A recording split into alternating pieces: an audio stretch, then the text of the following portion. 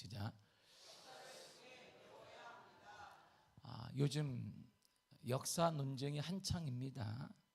개인적으로 저는 역사에 대해서 선호하고 역사책을 지금도 심심하면 읽습니다. 그리고 제가 우리 아이들에게도 어릴 때에도 역사책을 많이 읽히기 위해 만화로 된 것도 사주고 두꺼운 것도 사주고 얇은 것도 사주고 역사를 많이 읽어야 된다라고 제가 계속 가르쳤습니다. 그 이유는 역사는 반복되기 때문에 역사를 바로 알면 인간의 어리석음을 깨닫게 되고 하나님의 계획도 깨닫게 되고 우리가 어떻게 쓸 수 있는가를 깨달을 수 있기 때문에 저도 많이 읽고 지금도 아이들에게도 많이 역사책을 제가 선물로 주고 있고 줘왔습니다.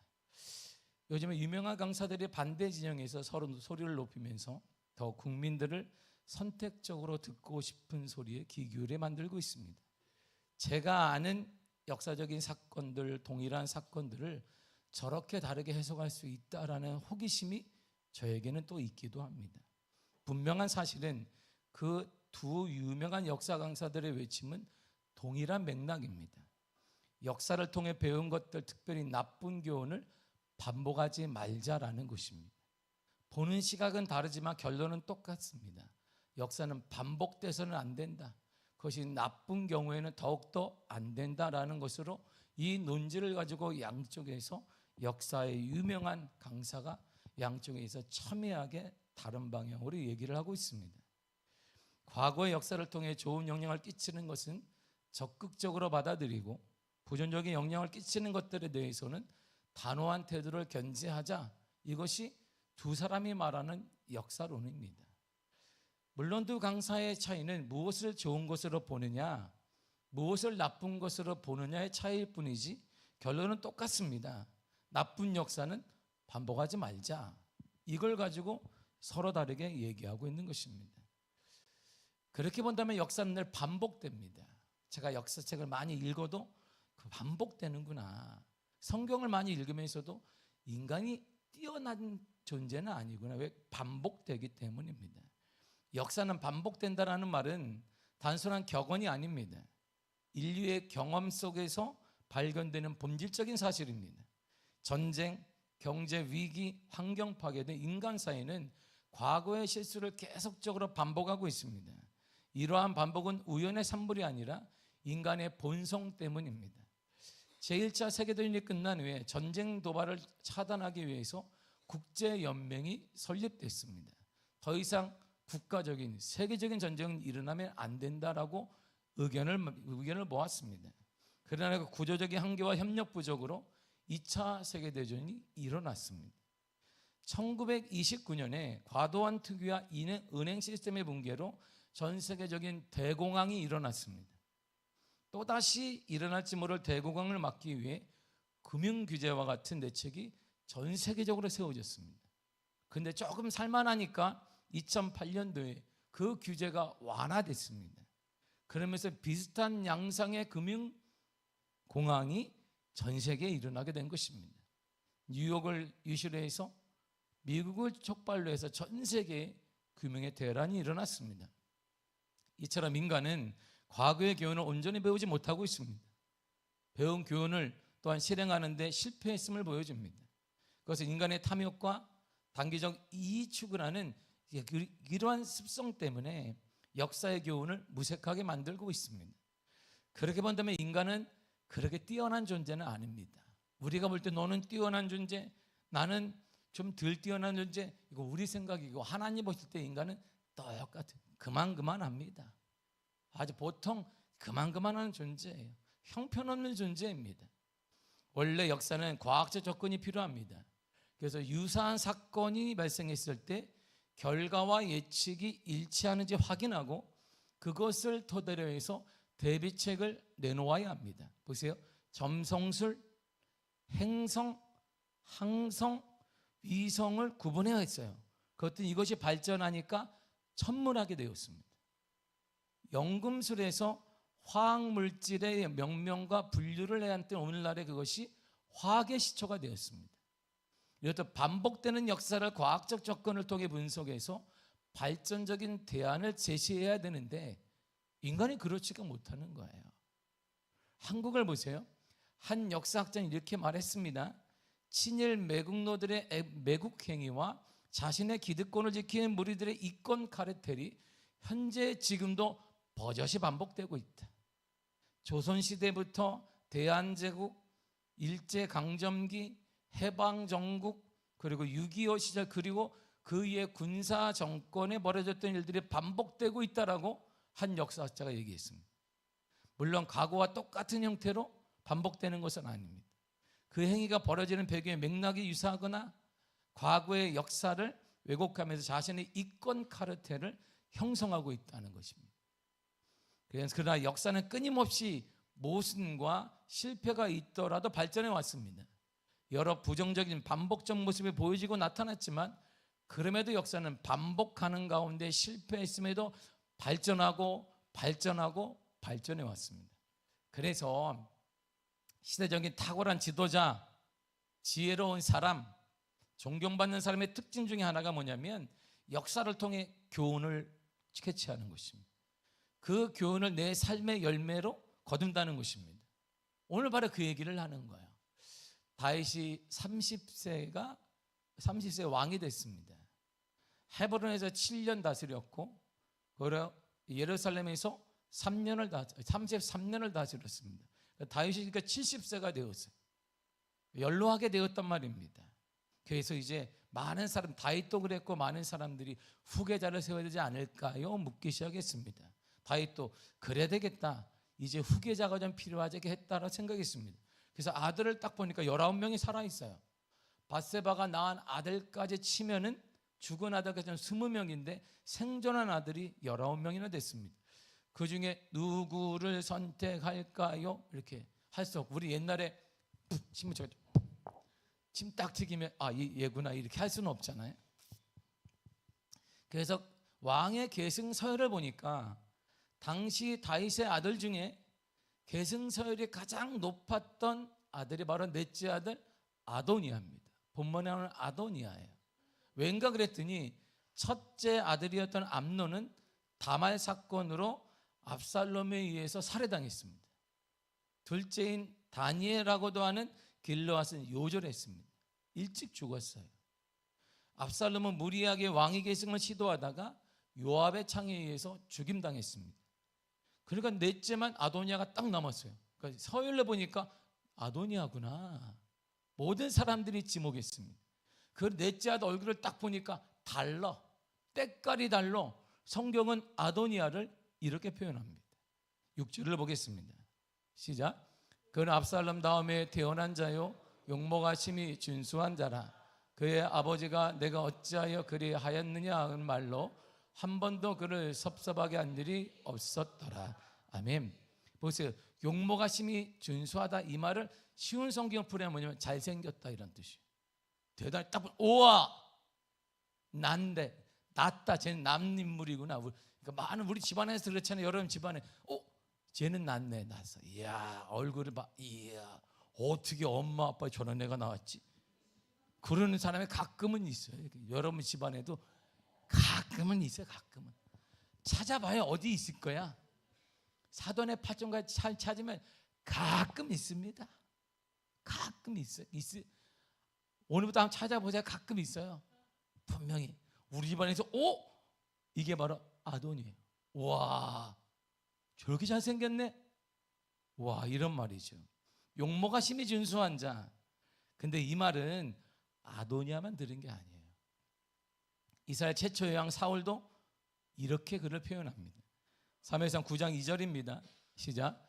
기스에게 아들이 있으니 그의 이름은 사울이요 준수한 소년이라. 이스라엘 자손 중에 그보다 더 준수한 자가 없고. 아멘. 보세요. 잘생긴 소년인데 이스라엘 자손 중에 그보다 잘생긴 사람이 없다. 아도니아보다 낫네. 와, 눈에 확 띄는 거야 이렇게. 제가 눈에 딱 보니까 할렐루야. 공평하신 하나님을 찬양합니다. 하나님, 우리 너무 공평하셔서 찬양합니다. 주님 감사합니다.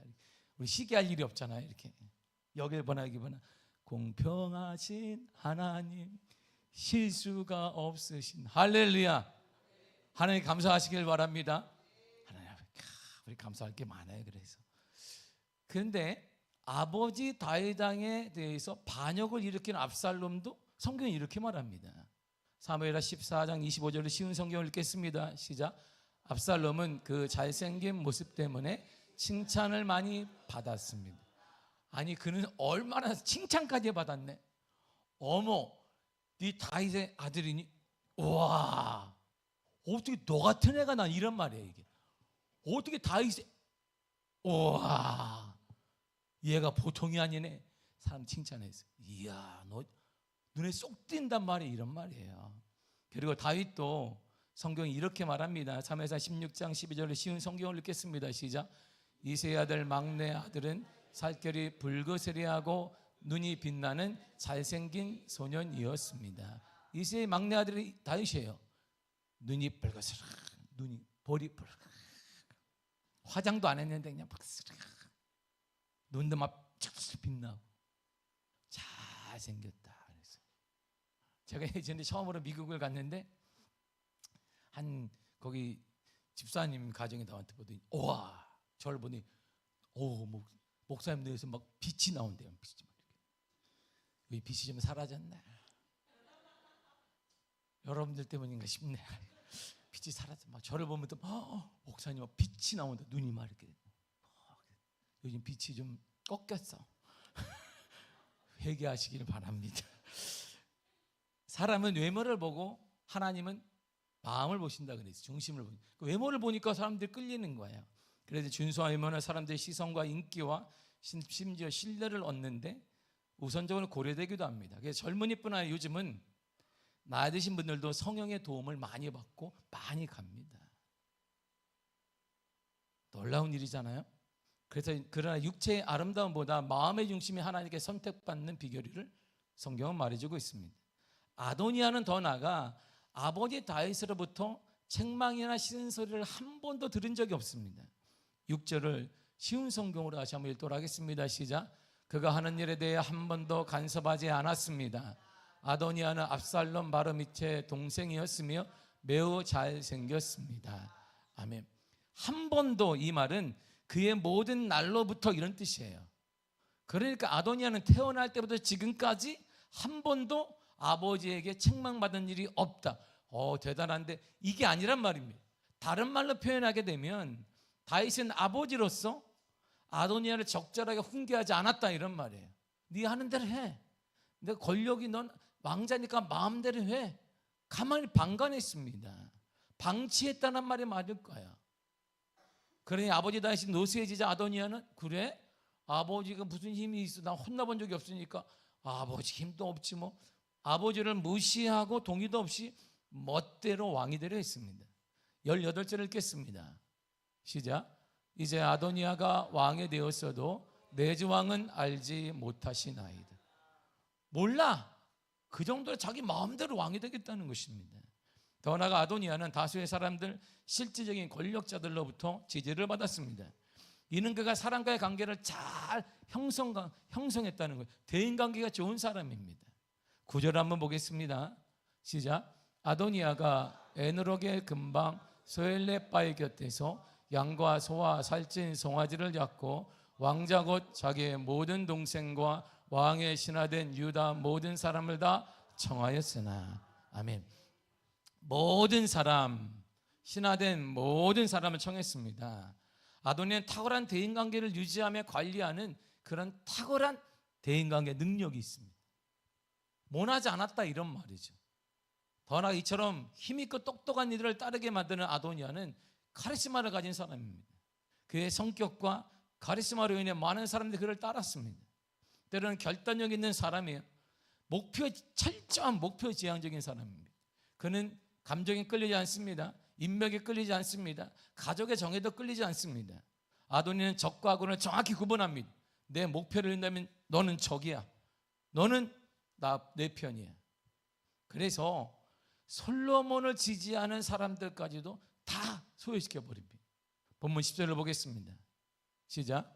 선지자 나단과 브네아와 용사들과 자기 동생 솔로몬은 청하지 아니하였더라. 아멘. 되게 유치하잖아요. 잔인해 보이기도 하고 큰 잔치를 냈습니다. 근데 솔로몬 빠져. 다른 동생은 다 청했는데 솔로몬을 따르는 너희들 다 빠져. 자기가 왕이 되는 데 있어서 방해물이 되는 모든 사람, 감정이든 인맥이든 가정이든지 간에 개인적인 영향을 받지 않습니다. 철저히 목표지향적인 사람입니다.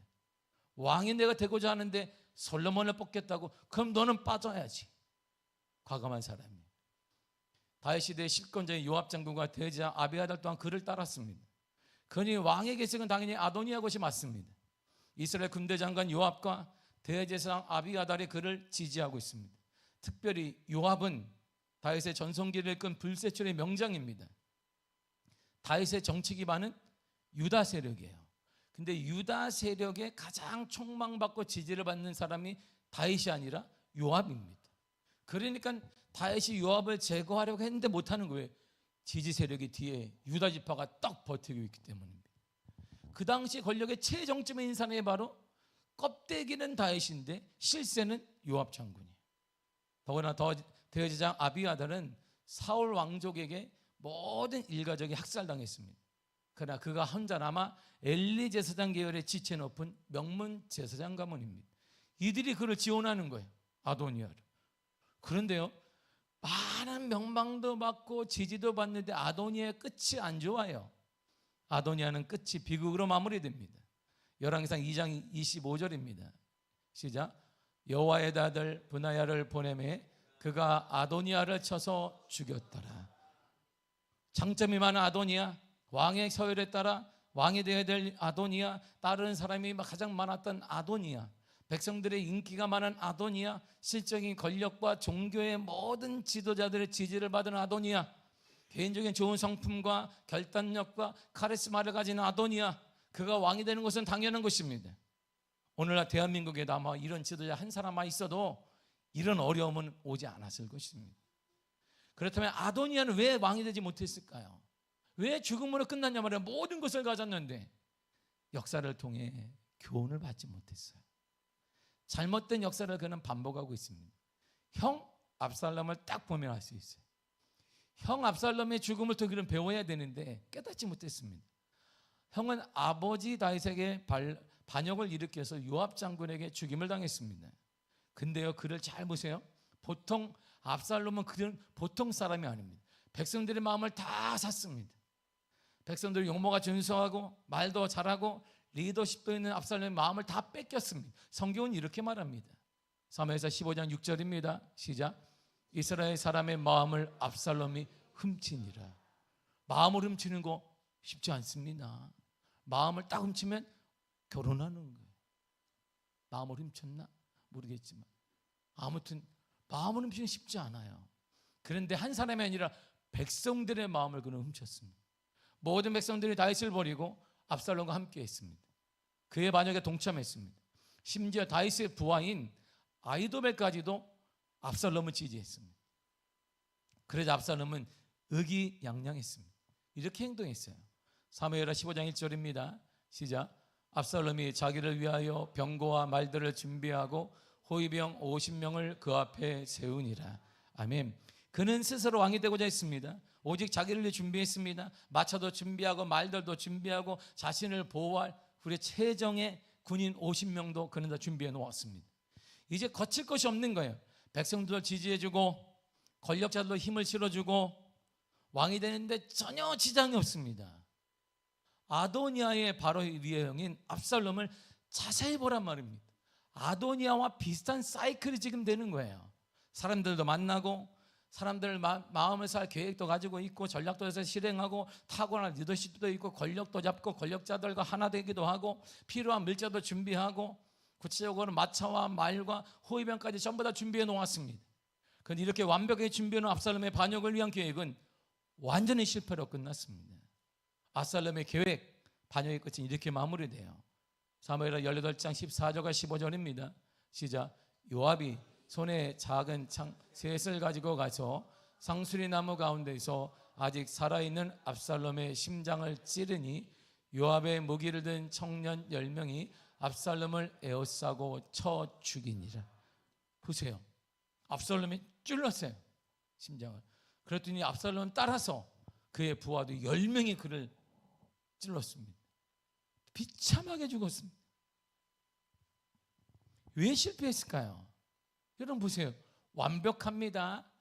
권력도 있습니다. 돈도 있습니다. 성공한 사람도 뒤에 퍼져나고 있습니다. 백성들이 다 지지하고 있습니다. 다윗은 쫓겨나는데 아무도 동참하지 않았습니다. 다윗의 채찍은 아이도벨까지도 등 돌렸습니다. 그 정도로 탁월한 사람이 압살롬이에요. 근데 왜 실패했냔 말입니다. 왜 실패하고 죽었을까요? 뭔가 느낌이 오지 않습니까? 지금까지 내용을 보면 뭔가 와닿지 않냔 말입니다. 다 준비되었는데 하나가 없는 거예요. 하나. 이 하나 때문에 압살롬의 완벽한 계획과 반역은 실패로 끝나는 거예요. 하나가 뭘까요? 압살롬은 계속 보면 하나님에 대한 언급이 없어요. 하나님에 대한 언급.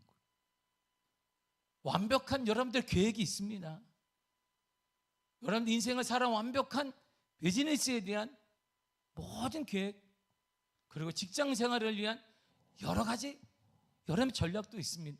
자녀를 키우기 위한 정보도 많습니다. 그런데 다 좋은데 하나가 없는 거예요. 압살롬은 하나님에 대한 얘기가 없어요. 하나님이 함께 하신다, 하나님을 두려워한 이 말이 전혀 없습니다. 압살롬은 하나님 없는 성공을 꿈꾼 거예요. 하나님 없는 놀라운 축복을 꿈꿨습니다. 하나님 없는 것은 다 무용지물입니다. 하나님 없는 완벽은 있을 수가 없습니다. 혹시 그 뜻이 이루어진다 해도 끝은 아름답지 않습니다. 아직도 하나님 없는 성공과 출세를 꿈꾸십니까?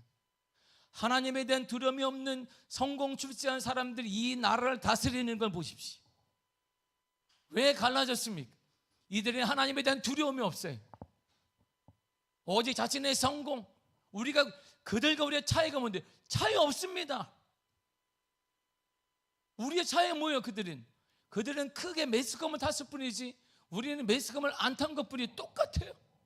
하나님 없는 성공, 하나님 없는 무엇, 하나님 없는 출세, 우리 다 꿈꿉니다.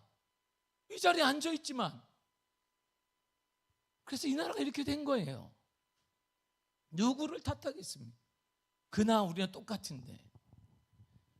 헛똑똑입니다. 헛똑똑. 하나님에 대해 묻지도 않았습니다. 하나님에 대한 계획에 관심도 없습니다. 하나님에 대한 경외도 없습니다. 오직 자기를 위하여 이렇게 나오는 거예요. 여호수아의 실패를 여러분들은 기억해야 합니다. 역사를 알았다면 압살롬이 이렇게 행동하지 않았을 거예요. 하나님의 은혜 가운데 여호수아와 이스라엘이 가나안 땅을 점령하기 위해 가는 곳곳마다 승리했습니다. 근데 기본 문제를 딱 보니까 안 되겠다. 6부족이 연합을 하기로 했는데 기본 문제 딱 빠져요. 연합해봐야 소용없다. 그들을 당할 수가 없다. 우리는 어떻게 살지? 그들은 진멸하고 전멸한다는데 한 가지 제안을 해. 한 가지를 딱 넣어놨습니다. 그래서 여호수아 이스라엘 찾아가요. 우리가요 저 멀리 가나안 땅 말고 더 넘어서 당신과 앞에 예배하러 왔습니다. 우리를 보세요. 옷 다 찢어지고 일부러 찢어져 있고 곰팡이나 빵 가지고 너무 오랫동안 빵도 곰팡이 날 정도로 멀리 우리는 있습니다. 그래서 여호수아가 뭘 원하냐? 나에게 그러니까 화친 조약을 맺었으면 좋겠습니다. 그래? 너희들의 정성에 지극한 화친 조약 맺자. 근데 중간에 여호수아의 같이 있던 밑에 있는 군사들이 말렸어요. 아닙니다. 하나님께 물어봐야 됩니다. 괜찮아. 그거 괜찮아. 얼마나 이들이 불쌍하냐. 하나님께 물어봐야 됩니다. 묻지 않았습니다. 이것이 여호수아의 가장 큰 실수예요. 여호수아 9장 14절과 15절을 보겠습니다. 시작. 무리가 그들의 양식을 취하고는 어떻게 할지를 여호와께 묻지 아니하고 여호수아가 곧 그들과 합친하여 그들을 살리리라는 조약을 맺고 회진 족장들이 그들에게 맹세하였더라. 여호와께 묻지 않았습니다. 살려줘라. 빨리 왔대지 않니? 놔둬라. 그 결과 이스라엘이 그 땅을 가나안 땅을 점령해서 불신앙을 뿌리를 제거할 때 그들은 제거되지 않아요. 그래서 화근을 남기게 되는 거예요. 불신앙의 화근이 남아서 때때로 계속 불신앙이 전염되게 되는 것입니다. 여호수아 9장 19절을 보겠습니다. 시작. 모든 족장이 온 회중에게 이르되 우리가 이스라엘 하나님 여호와로 그들에게 맹세하였은즉 이제 그들을 건드리지 못하리라. 진멸이 하는데 불신앙을 제거해야, 이 땅에서 제거해야 되는데 화친을 맺었잖아요. 제거하지 못해요. 이들 때문에 가나안 땅에 불신앙이 남은 거예요. 압살롬은 하나님께 전혀 묻지 않았어요. 그는 하나님 없는 성공을 추구했습니다. 하나님 없는 왕의 자리만을 추구했습니다. 하나님 없는 사업의 번창을 추구했습니다. 하나님 없는 자녀가 잘 되는 것만 추구했습니다. 다 괜찮은 거야. 성공하면 되지 뭐. 번창하면 되는데 하나님이 있으나 뭐 중요해? 뭐가 중요해? 그럼 한마디 하면 되는 거야. 우리 하나님 하셨습니다. 하나님이 다 하시는데? 하나님이 하시는데? 그래서 간증자가 없는 거예요. 오늘날 하나님 없는 성공 우리 모두가 꿈꾸고 있습니다. 그래서 인간의 완벽함에 구멍이 나기 시작하는 거예요. 나중에는 그 작은 구멍을 통해 떼김이 무너지듯이 그의 인생과 가정과 공동체가, 이 나라가 무너지는 것입니다. 압살롬은 역사를 통해 배우지 못했습니다. 그래서 어리석게 역사를 반복하는 거예요. 압살롬의 동생 아도니아 또한 마찬가지였습니다. 그도 역사를 통해 배우지 못했어요. 아도니아 완벽한 게 완전히 또한 무너졌고 죽음으로 인생이 마쳤습니다. 그의 인생은 압살롬을 그대로 따라갔습니다. 아도니아의 고백은 형 압살롬의 고백과 똑같습니다. 본문 5절을 보겠습니다. 시작. 그때 학기사 아들 아도니아가 스스로 높여서 이르기를 내가 왕이 되리라 하고 자기를 위하여 병거와 기병과 호위병 50명을 준비하니. 아멘. 왕자 중에 첫째 암논은 말씀드린 다말 사건으로 압살롬에게 살해당했습니다. 둘째 길르앗은 질병이 있는지 뭔지 모르지만 어릴 때 죽었어요. 셋째 압살롬은 아버지 다윗에게 반역하다가 요압 장군에게 칼에 찔려 죽었습니다. 그러므로 아도니아는 당시 생존한 왕들 중에 최고 연장자였기 때문에 순서대로 하면 왕의 서열 1위입니다. 더구나 주위에는 군대장과 요압이 지지하고 있습니다. 대제사장 아비아들이 후원해주고 있습니다. 실세들이 포진하고 있습니다. 다 가졌어요. 쉽게 말하면 정치, 경제 다 가졌단 말이에요. 아도니아는. 백성들 또한 그에게 모든 마음을 줍니다. 보세요. 백성들의 마음도 지지해주고 경제력도 가지고 있고 정치력도 가지고 있는데 못할 게 뭐가 있겠습니까? 모든 게 준비된 사람이에요. 그런 왕이 되기에 준비되었고 완벽했습니다. 근데 그에게 완전히 계획이 실패했어요. 왜일까요? 압살롬과 같이 그의 인생도 하나님이란 단어가 없는 거예요. 하나님 없는 성공, 하나님 없는 왕의 자리, 하나님 없는 형통, 우리가 모두 다 꿈꾸다 한국교회가 이렇게 된 것입니다. 한국교회가 이렇게 된 거예요. 누구 잘못일까요? 우리 자녀들에게 물어보십시오. 자녀들 하나님을 두려워하며 신실하신 하나님, 실수가 없으신 좋으신 나의 하나님이라고 찬양하는 아이들이 어디 있냐고요. 있는 아이들이 어디 있습니까? 한국교회는 그래서 더 아파야 돼요. 더 아파야 한다. 그래야 깨닫지. 우리도 더 아파야 한다. 그래야 다음 세대에 이런 걸 안 물려주지. 더 아파야 합니다. 하나님 없는 인생은 속빈강정입니다.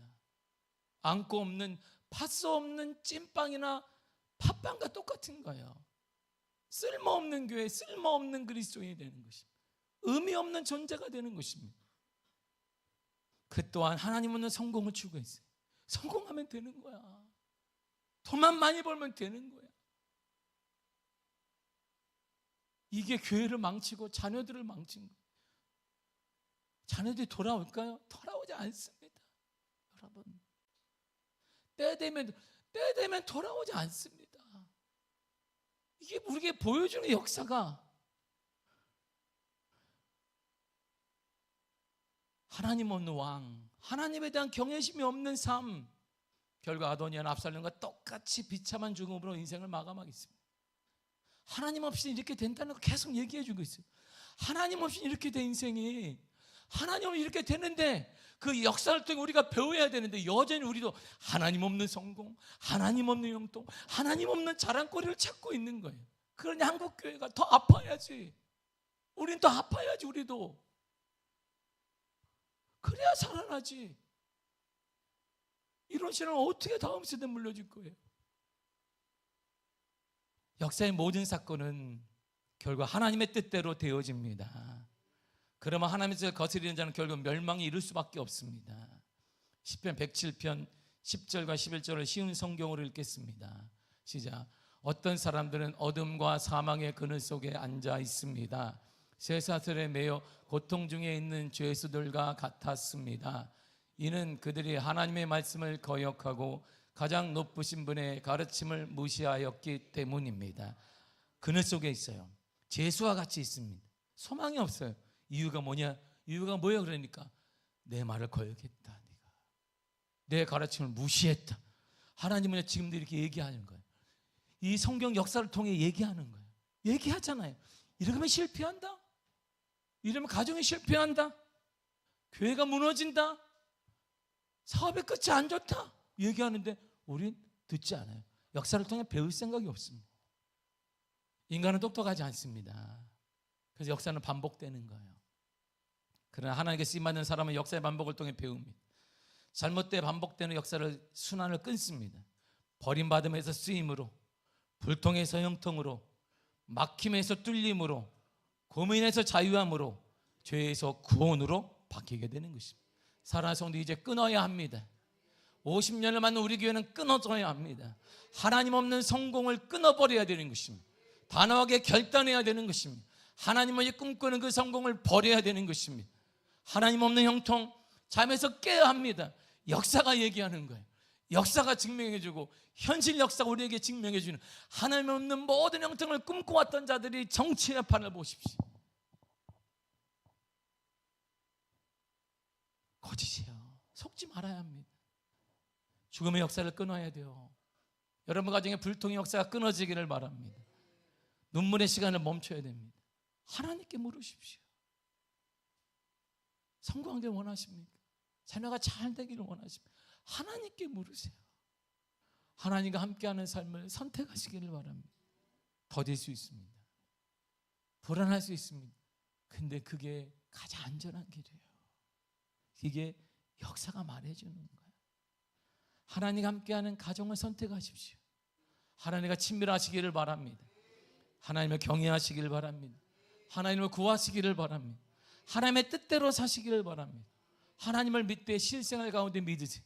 요 건물 안에서 믿지 말고 하나님을 믿되 내 생활 가운데, 내 직장 가운데, 내 암울한 현실 가운데 이때 길이 막혔어요. 그때 하나님을 믿어야 되는 것입니다. 신앙은 거기서 힘이 나는 것입니다. 아무것도 없을 때. 늘 제가 얘기했잖아요. 내 가장 큰 축복은 가난인 거예요. 아무도 제게 준 자가 없어요. 제가 초등학교를 마치고 중학교 때 학교를 자퇴하고 어려움을 당할 때 아무도 나를 도와준 자가 없어요. 우리 친척들이 도와준 것도 아닙니다. 배고픔을 반복하며 살았습니다. 6.25 세대가 아닌 제가. 그리고 제가 대학 들어갈 때 깜짝 놀랐어요. 대학 신입생들을, 동기를 딱 만났더니 얘들의 세계와 내 세계가 너무 다른 거예요. 나는 6.25 때 살았나? 그런데 시간이 지면 내가 깨닫는 거예요. 가난은 축복이었구나. 그걸 통해 하나님만을 의지하시게 했어요. 하나님만을 바라보게 하셨습니다. 가장 큰 축복, 하나님 함께하는 미래를 꿈꿨습니다.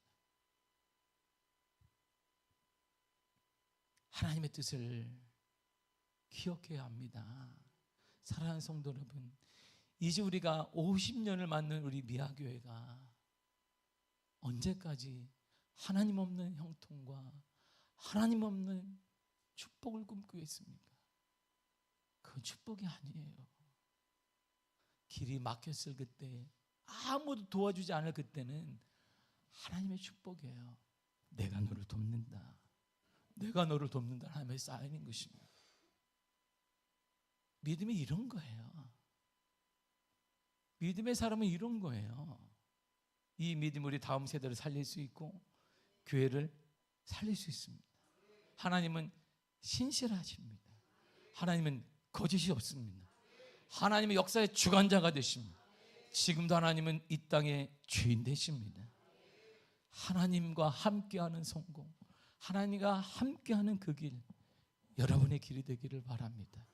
그래서 여호수아의 실수가 압살롬을 통해 아도니아를 통해 반복되지 말고 이제 우리는 끊어 하나님의 거룩한 반열에 서고 50년을 맞는 희년을 맞는 저와 여러분들이 하나님의 축복의 선봉에 서기를 간절히 원합니다. 하나님은 약속의 하나님이시고 여러분들이 막힌 그때 하나님은 도와주실 것입니다. 국가적인 어려움, 경제적인 어려움, 그 이상을 뛰어넘는 하나님의 은혜가 우리를 보장하시고 인도하여 주실 것입니다. 하나님과 함께하는 삶, 하나님과 함께하는 가정을 꿈꾸며 살아가게 되어 간절히 축복합니다. 기도하겠습니다. 하나님 감사합니다.